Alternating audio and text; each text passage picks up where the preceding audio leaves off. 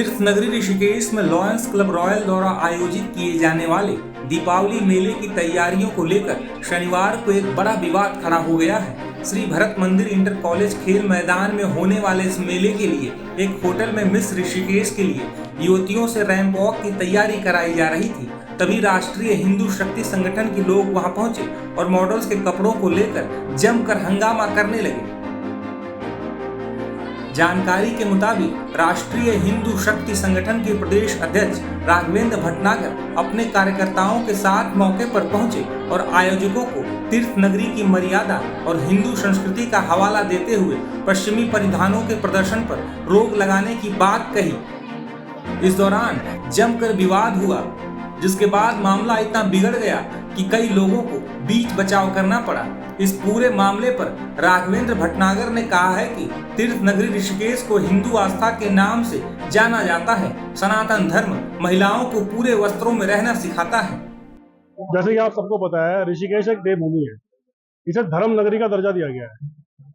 धर्म नगरी मतलब सनातन धर्म की नगरी। धर्म सिर्फ सनातन है और सनातन सभ्यता महिलाओं को बहुत लज्जा में रखना सिखाती है, शर्मो हया में सिखाती है, पूरे कपड़ों में सिखाती है। मैंने होटल में आके देखा तो किसी क्लब वालों का कोई लॉयंस क्लब करके एक वो चल रहा था, मॉडलिंग शो चल रहा था छोटी छोटी बच्चों का। जो मैंने आके रुकवाने की कोशिश करी, मैंने उनसे बोला कि ये हमारा कल्चर नहीं है, उत्तराखंड देवभूमि का कल्चर नहीं है। और जिस तरीके से आप ये मॉडलिंग शो करा रहे हो बच्चों को, जो तरीके से छोटे छोटे कपड़े बना के आप यहाँ कर रहे हो, ये this is not Rishikesh culture. ये शहर हमारा धर्मनगरी कल्चर नहीं है, सनातन कल्चर नहीं है।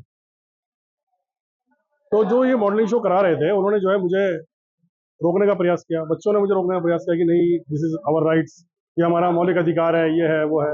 तो मैंने उन बच्चों से बोला, भाई आपका मौलिक अधिकार आपका अपने ऊपर है, आप कपड़े पहन के अपने घर में पहन सकते हो, आप अपनी जिंदगी के खुद के मालिक हो, कुछ भी कर सकते हो।